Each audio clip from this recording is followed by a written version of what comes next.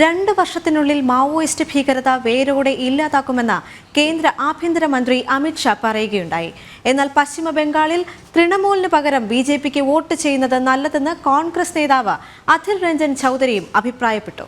അതിനിടെ ബംഗാളിൽ കോൺഗ്രസ് ടിഎംസി പോര് ശക്തമാവുകയാണ്. അയോധ്യ പ്രാണപ്രതിഷ്ഠാ ചടങ്ങിന് രാഷ്ട്രപതിയെ ക്ഷണിച്ചില്ലെന്ന രാഹുലിന്റെ പരാമർശം അസംബന്ധമെന്ന് തീർത്ഥക്ഷേത്ര ട്രസ്റ്റ് പറഞ്ഞു. മുൻ രാഷ്ട്രപതി രാംനാഥ് കോവിന്ദ് ഉൾപ്പെടെ നേരിട്ട് പോയി ക്ഷണിച്ചതായി trust general secretary Champat Rai പ്രതികരിക്കുകയുണ്ടായിരുന്നു. ഈ പ്രതികരണം വീണ്ടും കോൺഗ്രസിന് തിരിച്ചടിയായിരിക്കുകയാണ്. രാഷ്ട്രപതി ദ്രൗപദി മുർമു ഇന്ന് അയോധ്യ ക്ഷേത്രത്തിലെത്തി ദർശനം നടത്തി സരയു ആരതി ഉൾപ്പെടെയുള്ള ചടങ്ങുകളിൽ പങ്കെടുത്തതും കോൺഗ്രസ് വാദങ്ങളെ പൊളിക്കുകയാണ്.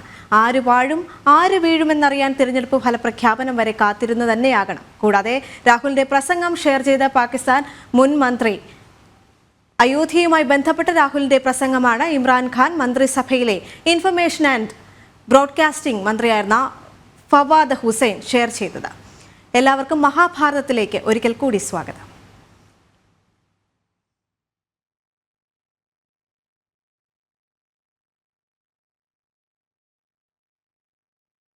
വാർത്തകളിലേക്ക് പോവുകയാണ്. 2 വർഷത്തിനുള്ളിൽ നക്സലിസം വേരോടെ ഇല്ലാതാക്കുമെന്ന് കേന്ദ്ര ആഭ്യന്തരമന്ത്രി അമിത് ഷാ പറയുകയുണ്ടായിരുന്നു.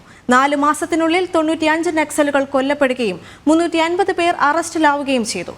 വികസന കാര്യത്തിൽ പ്രധാനമന്ത്രിക്ക് 25 വർഷത്തെ അജണ്ട ഉണ്ടെന്ന് പറഞ്ഞ അമിത് ഷാ കൊറോണ വാക്സിനെതിരായ രാഹുലിന്റെ വാക്കുകൾ ജനങ്ങൾ ചെവിക്കൊണ്ടില്ലെന്നും വ്യക്തമാക്കി. തെരഞ്ഞെടുപ്പ് പ്രചരണത്തിന്റെ ഭാഗമായി ഛത്തീസ്ഗഡിലെ കോബ്രയിൽ നടന്ന പരിപാടിയിലാണ് നക്സലിസത്തിന്റെ വിപത്തുകൾ കേന്ദ്ര ആഭ്യന്തരമന്ത്രി അമിത് ഷാ തുറന്നു കാട്ടിയത്.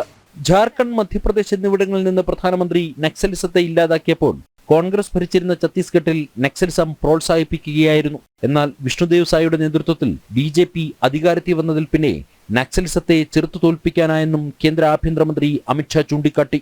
മോദിജിനെ ജാർഖണ്ഡ്, ബിഹാർ, ഒറീസ, तेलंगाना, आंध्र, महाराष्ट्र, मध्य प्रदेश उससे नक्सलवाद को 5 साल में समाप्त किया है.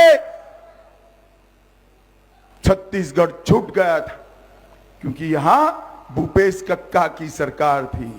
मगर मैं कहकर जाता हूं, मोदी जी को तीसरी बार प्रधानमंत्री बनाओ, 2 साल में नक्सलवाद को मूल समेत उखाड़ कर हम फेंक देंगे.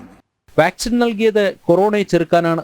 എന്നാൽ ആരും വാക്സിൻ സ്വീകരിക്കരുതെന്ന് കോൺഗ്രസ് നേതാവ് രാഹുലിന്റെ നേതൃത്വത്തിൽ പ്രചരിപ്പിച്ചു. അതേസമയം രാഹുലിന്റെ വാക്കുകൾ ജനങ്ങൾ അവഗണിക്കുകയായിരുന്നു. മാത്രമല്ല, ഇരുട്ടിന്റെ മറവിൽ രാഹുലും സഹോദരിയും വാക്സിൻ സ്വീകരിച്ചുവെന്നും അമിത് ഷാ കൂട്ടിച്ചേർത്തു. मोदी जी ने कॉफी पिलाकर मुफ्त में कोरोना का टीका लगाकर देश को कोरोना से सुरक्षित करने का काम नरेंद्र मोदी जी ने किया है. भाइयों बहनों, नरेंद्र. अरे राहुल बाबा उस वक्त भी कहते थे ये मोदी टीका है, मत लगाइयो, ये तो अच्छा है. कोरबा वालों, आप लोग उनका सुनते नहीं हो.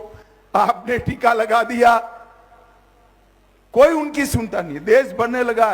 फिर एक दिन परेशान होकर वो भी रात को बहना को लेकर अंधेरे में टीका लगाए. കഴിഞ്ഞ 10 വർഷക്കാലത്തെ ഭരണ നേട്ടങ്ങൾ ജനങ്ങൾക്ക് വ്യക്തമായതാണ്. അതിനപ്പുറം 25 വർഷത്തേക്കുള്ള വികസന അജണ്ടയാണ് പ്രധാനമന്ത്രിക്കുള്ളതെന്നും കേന്ദ്ര ആഭ്യന്തരമന്ത്രി സൂചിപ്പിച്ചു. ജനം, ഡൽഹി.